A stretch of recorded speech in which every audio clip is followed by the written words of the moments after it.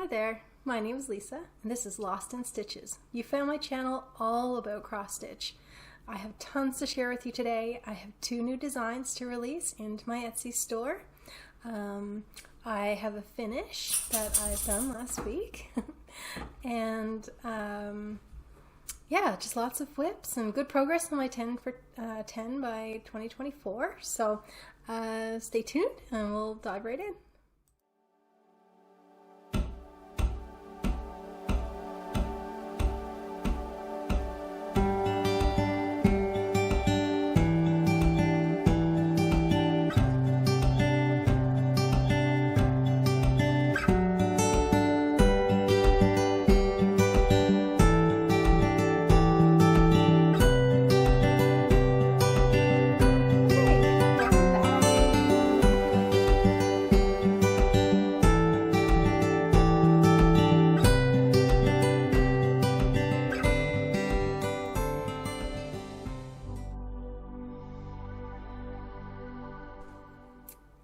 Okay, so let's talk about the 2 new designs in my store. I am so excited about these.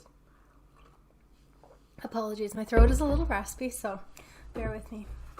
So, as many of you know from my last Flosstube, I did announce that I'm going to be designing some patterns under Lost in Stitches Designs, and that is an Etsy store, which is Lost in Stitches Store. I'll put it across here. And I'll put a link in the description box below so you can use that link to click through to the listings. Right, so I'll share with you my 2 new designs. These are a little Christmas snack size, I would say. Designs just to kind of get us into the holiday spirit. So this is the first one. It's called Mary. Just the 2 little reindeer. And I can get it up a little bit closer for you. There you go. That's kind of more true to color. There we go. So this one is Mary. It's 58 by 58.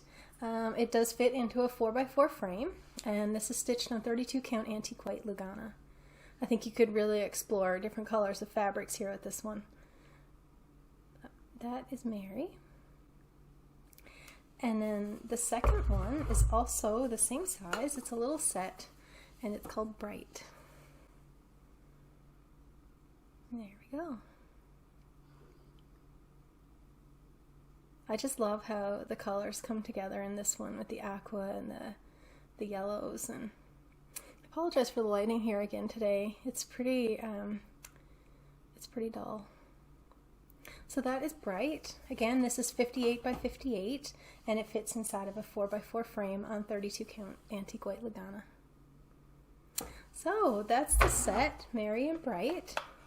So if you're interested in these patterns, like I say, I'll put the link here again. It's Lost in Stitches store on Etsy, and those are available right now. So head on over there if you want to get those patterns to kick off your holiday stitching, right? I will share a couple of the other patterns that I have in my store, just in case you didn't catch my last Flosstube. So I have made a series of pillows. It's called Winter Snow and Winter Snow Minis. So this one is called Winter Snow. Again, this one is available on my Etsy store.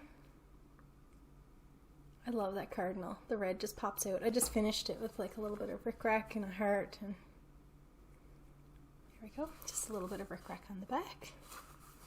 And that was the Winter Snow one. And then I made a series of 3 minis that go with that. So this one here is the Winter Snow Minis. This is number 1. Just a little quick alphabet. This is great for an exchange or taken to retreats, right? And then I did this one here called Snowflakes. The lighting is terrible today. Sorry, guys.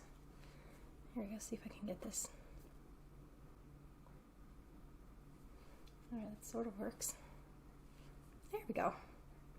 Snowflakes. And then this little ornament sized one. It's like a little postage stamp. 2024 on it. Very quick stitches. The colors are beautiful together, and like I say, those 2 patterns are available on my Etsy store.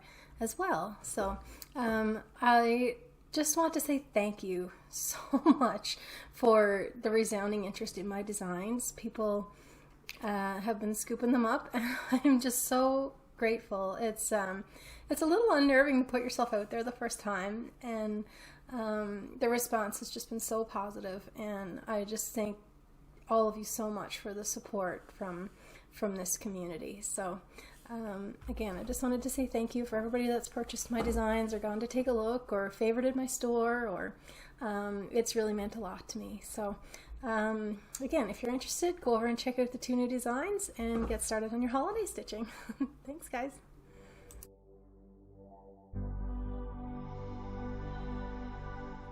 Okay, whips. What have I been working on? So my first one here is Plant Seeds and Sing Songs. And this one, I actually got a finish. I'm so excited. Look at this. It's so beautiful. I absolutely love this. I cannot wait to get it framed. I have a beautiful square white frame for it to go in. And hopefully that'll be an FFO for next time. Plant Seeds and Sing Songs. This one came from an Etsy store. I'll put the link below for it.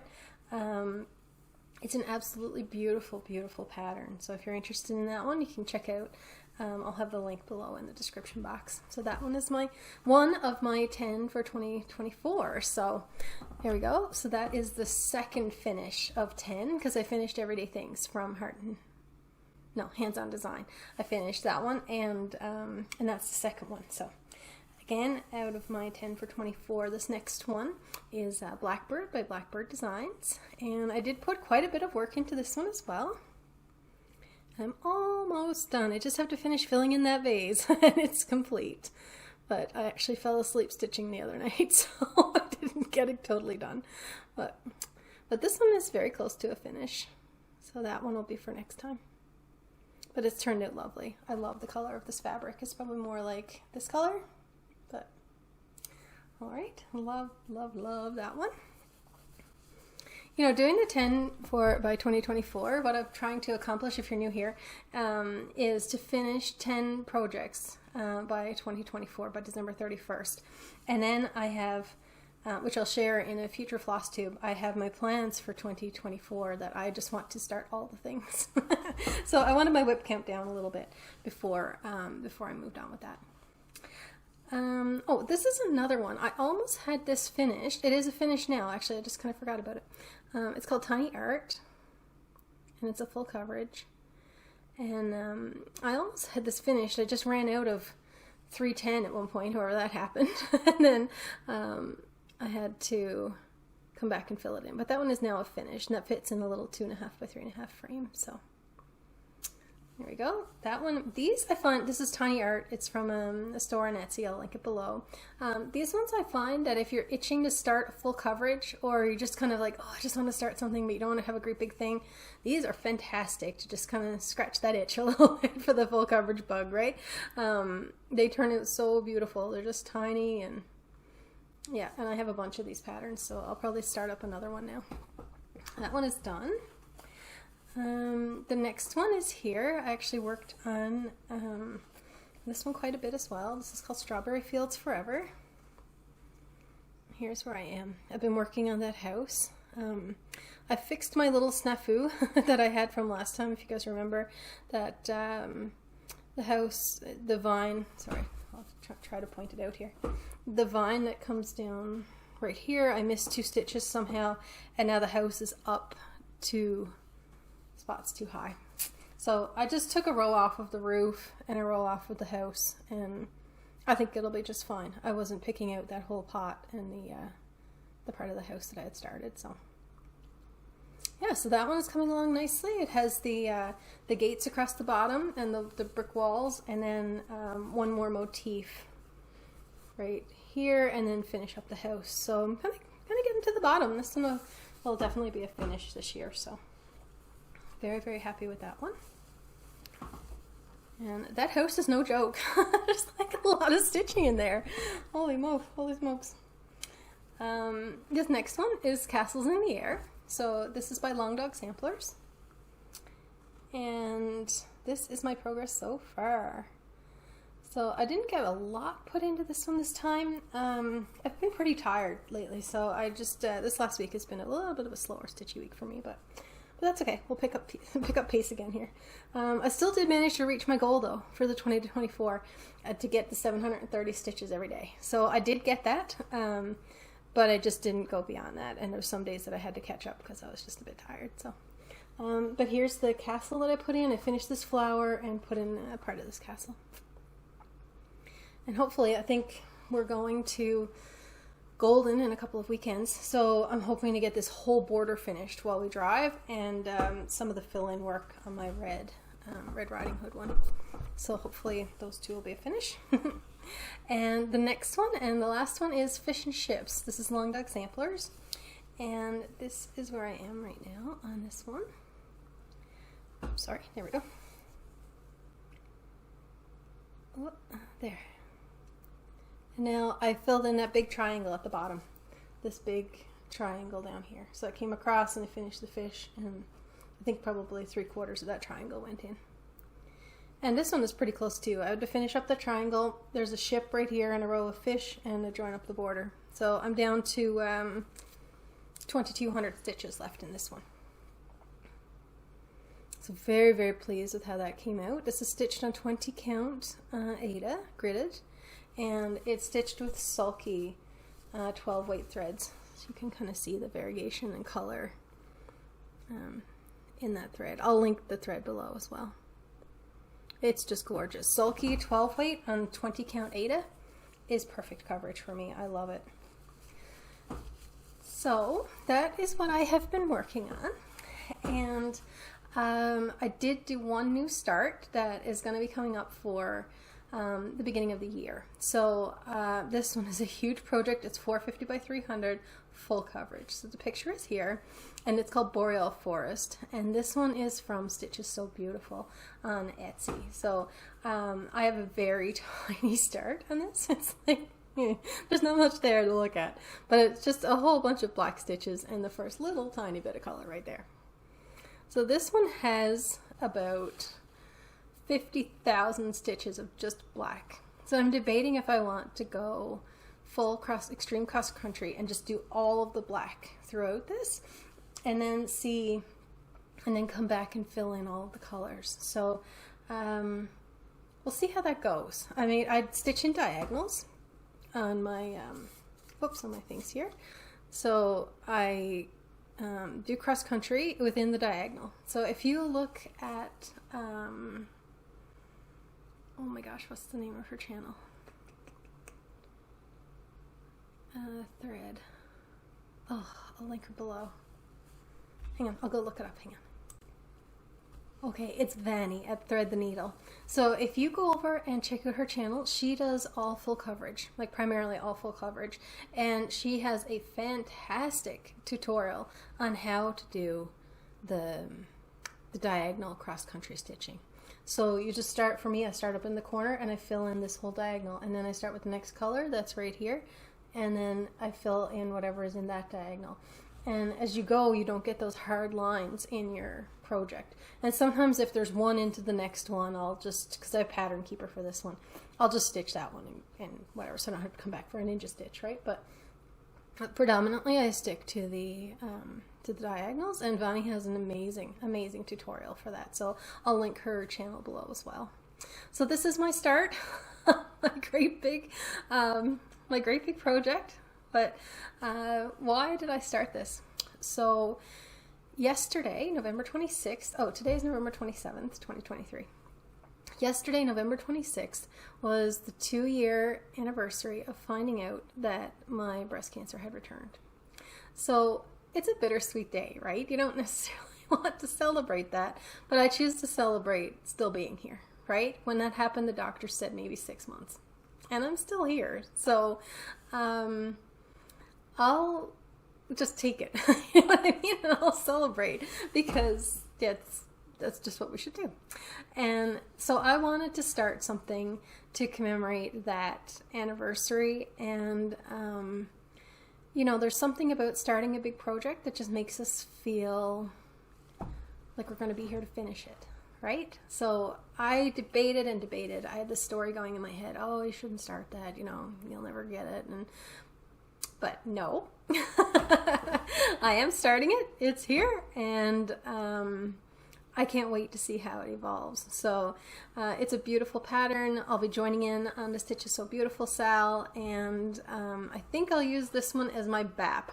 So I had another one picked out from Stitch Is So Beautiful to do as the BAP in September with Lauren, the New Hampshire Stitcher. I'll link her below as well.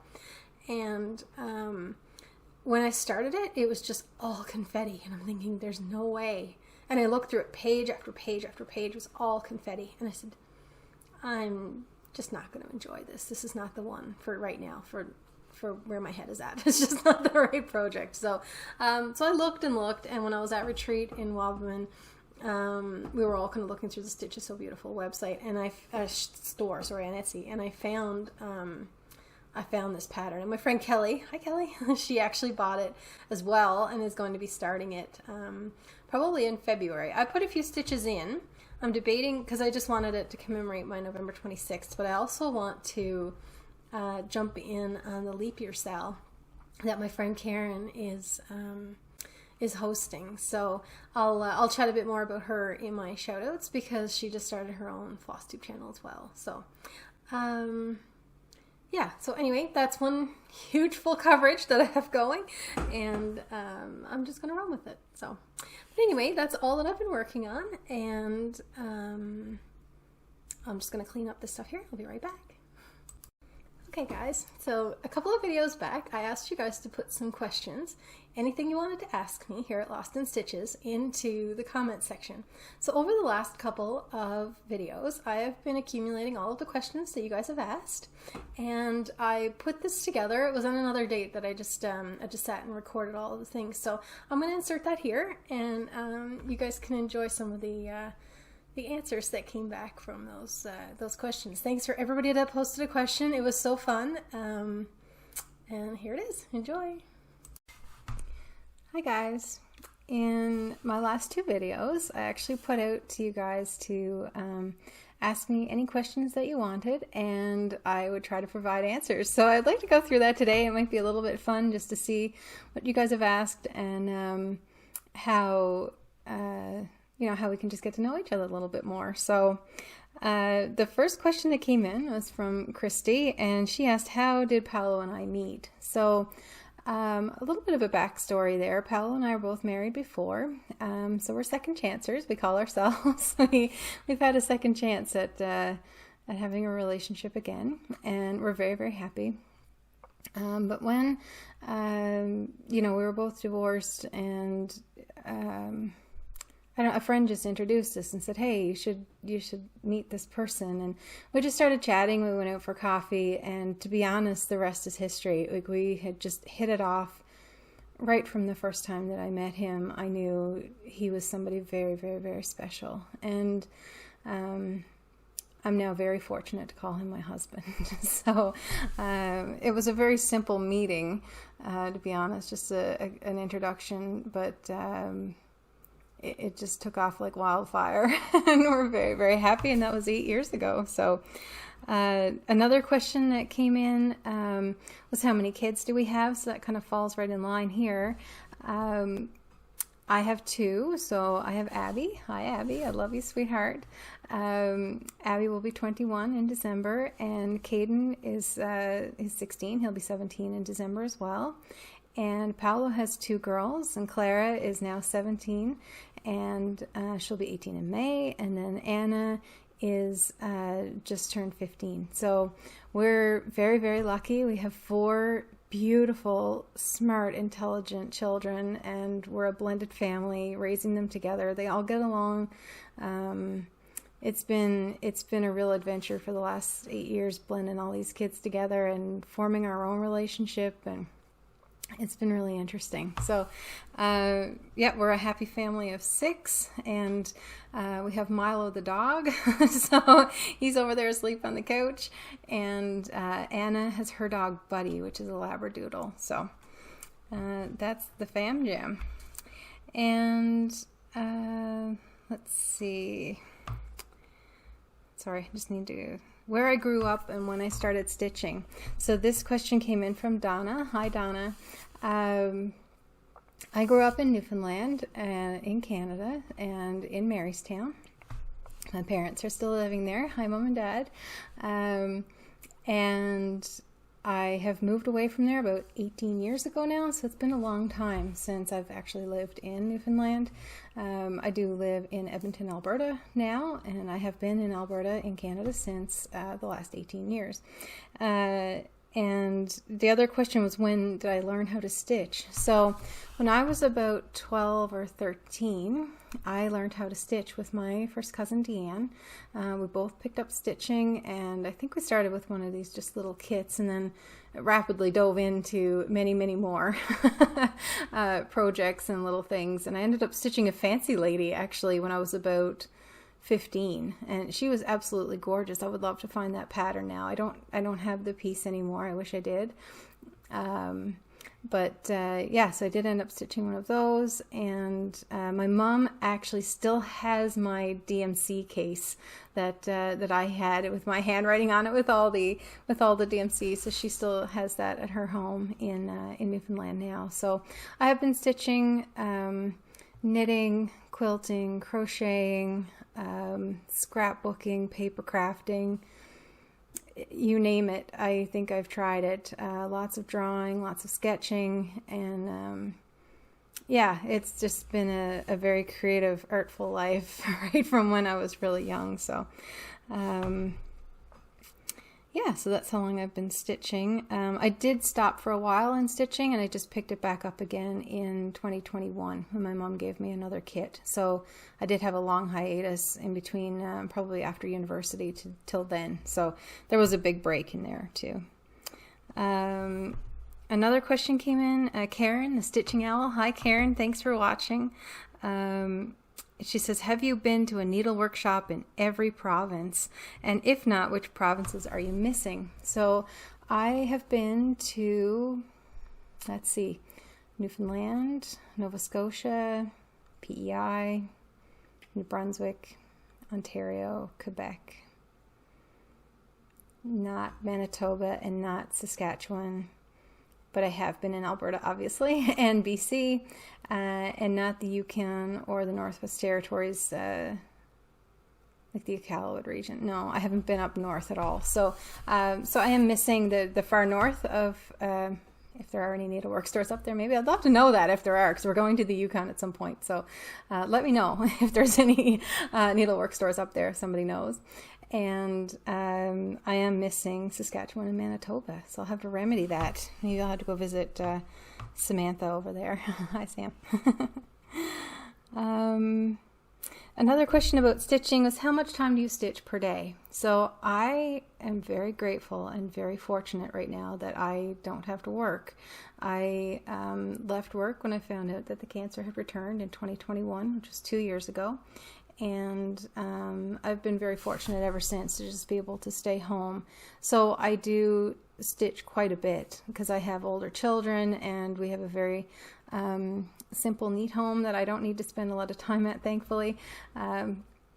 So I probably stitch about 1,000 stitches a day. Now, over what time that takes, it's usually 3 to 4 hours. I would say 3 to 4 hours every day that I stitch, depending on how much I get in, the project that I'm working on. And on average, it is about 1,000 stitches a day. So, and right up with that, Mary asked, do you eat and sleep? So I have a very healthy appetite, as you can see. I do eat. Sleep is another thing, and I do spend a lot of time 2 a.m. stitching because I just have massive insomnia sometimes with the medications and things. So I do end up stitching at night. So sleep, sometimes optional. All right. Oh, I had another question from Sean. Do I use an app like Pattern Keeper? I do use Pattern Keeper. I would say maybe 75% of my projects are on Pattern Keeper and about 25% paper right now, just as I transition through some of the different projects. Then, but most, I'm looking at my tablet there, most of them are on Pattern Keeper right now, and I absolutely love it. I cannot highly recommend that. Yeah. Oh, how did I get the name Lost in Stitches? That was another question. So my son actually helped me develop, as you'll know from my first Flosstube, this channel. So he's very much into digital media. He's great at it. He helped me do editing until I learned how to do it myself. So lots of new skills acquired here. But I did pick the name. He actually picked the name Lost in Stitches because he was trying to find like an alliteration for my name, like Lisa, right? So it's Lise, Lis, which some of my friends call me Lise. So Lost in Stitches. And let's see. What lessons have I learned over time as I have learned how to stitch? This is a great question. So I did write down a few notes. So some tips that I can provide.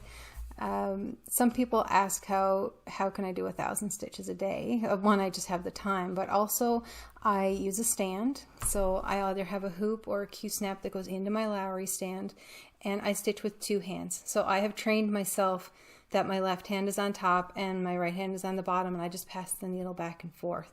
So I significantly notice a difference when I stitch like that versus when I stab and poke and I'm holding the Q-snap and going with one hand. Now, I didn't necessarily teach myself that because I wanted to be faster at stitching. I'm happy with whatever rate I get in every day.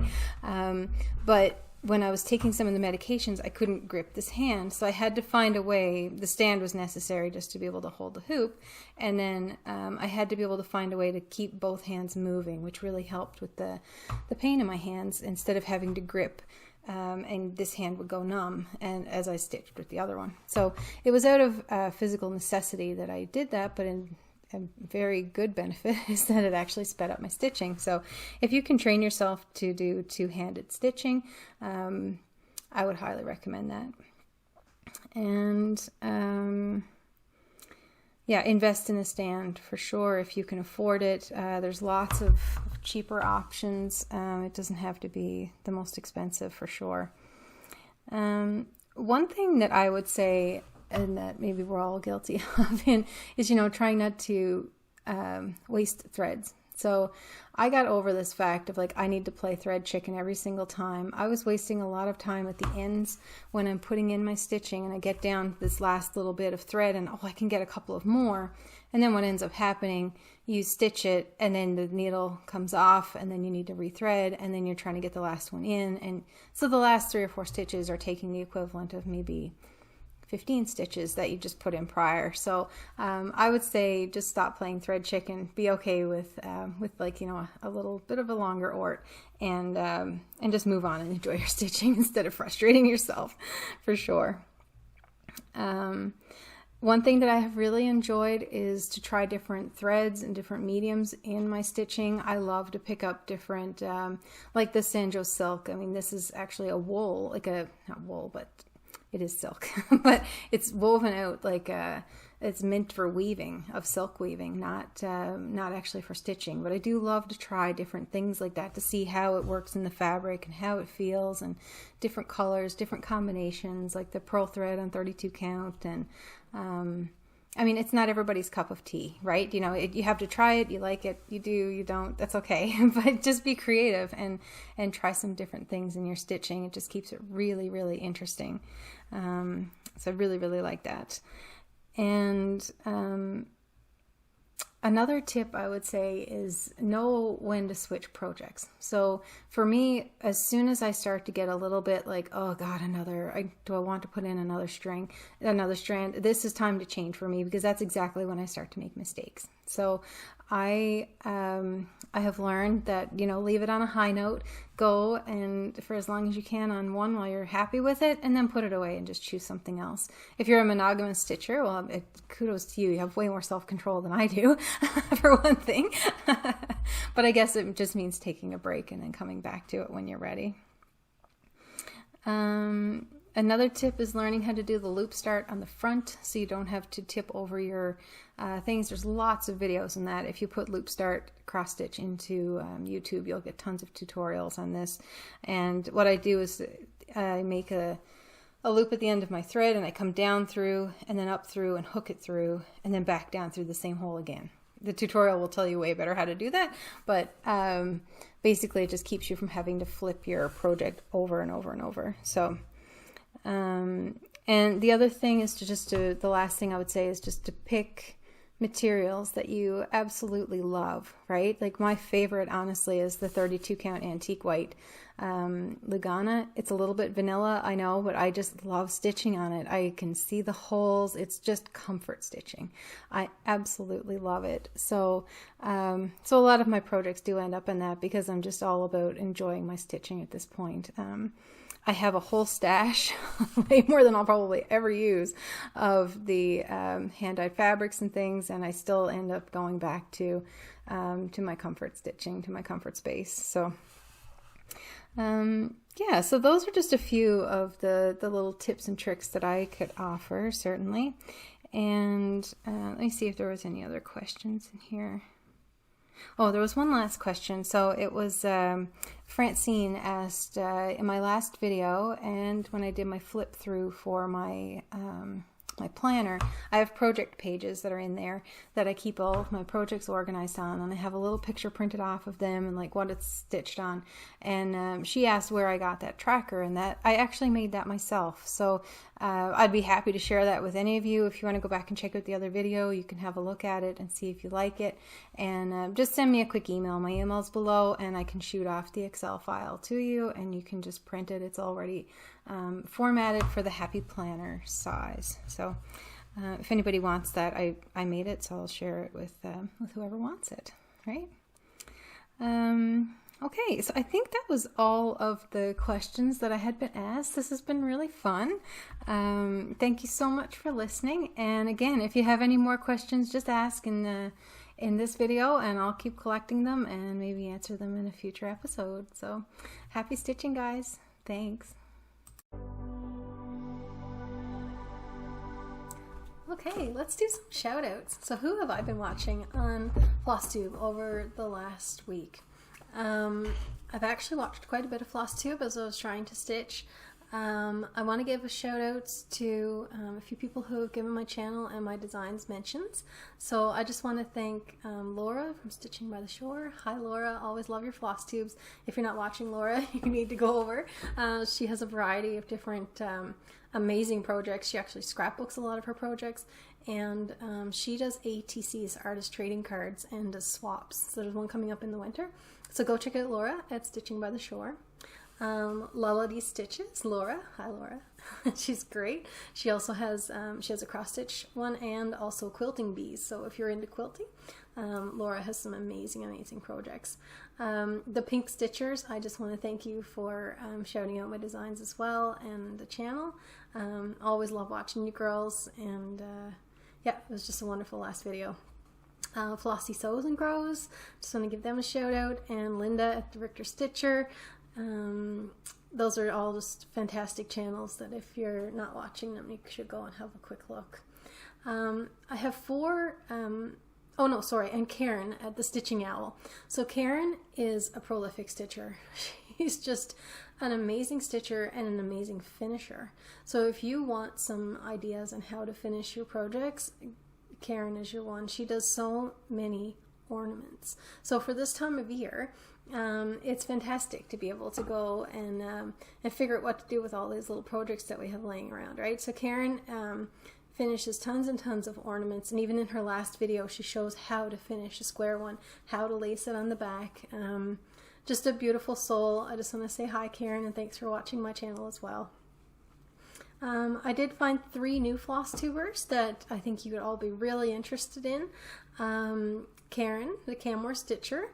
So Karen just posted her first video, I think it was yesterday, and she's one of my friends, and she has Rocky Mountain needle minders. So she comes to our retreats and sells her needle minders and stitches with us, and I met her in Stitch North, and yeah, we're becoming fast friends. So Karen, just wanted to say hi, congrats on starting your channel, and all the best. Another one is Andrew, the runner stitcher. So he has so many cool ideas. His mom used to stitch on sweatshirts when he was younger, and he has actually done this too. He's like, you take the waist canvas and then stitch on the sweatshirt. It's absolutely amazing. So just wanted to say hi, Andrew, congrats on your channel, and definitely go and check him out. Another one that I absolutely loved, she's just so fun, is Lynsey at Lynsey Wolfie Stitches. So definitely go and give her some love, and we definitely want her to make more videos. So hi, Lynsey, I just loved your video. Very well put together, so soft-spoken, and lots of beautiful projects. So congrats on starting your channel as well. And like I said, Vani at Thread the Needle and Lauren at the New Hampshire Stitcher, both fantastic channels. Who else? Oh, there was one more from Instagram. So I want to give a shout out to New Kid Needle Minders at Emma on Instagram. She is actually starting a sale for Lost in Stitches. So hashtag Lost in Stitches sale. And you'll be able to stitch any one of the patterns that I have now or anything coming out in the future. And so jump right into that sale and see if there's anything that you would like to start your holiday stitching with. So those are the shout outs for today, and I'll be right back. Okay, guys, I think that's it for today. I just wanted to say thank you for hanging in there with me, for watching, for subscribing and liking the video. Please leave a comment below. I answer back to every single comment. It has taken me a little bit over the last week to be able to do that, but I do normally reply back to everybody that comments, and I really enjoy seeing that. So please, like I say, like, subscribe, and leave comments below. One last thing, I will be attending the Jingle Ball in this coming weekend, so I hope to see all of you there. Reach out and say hi if you watch my channel, and I'm really interested in meeting some of you. So that's it for today. Again, if you want any of my patterns that are here, just go to the Lost in Stitches store on Etsy, and they're available for you there. So anyway, take care, guys. Have a great week, and happy stitching.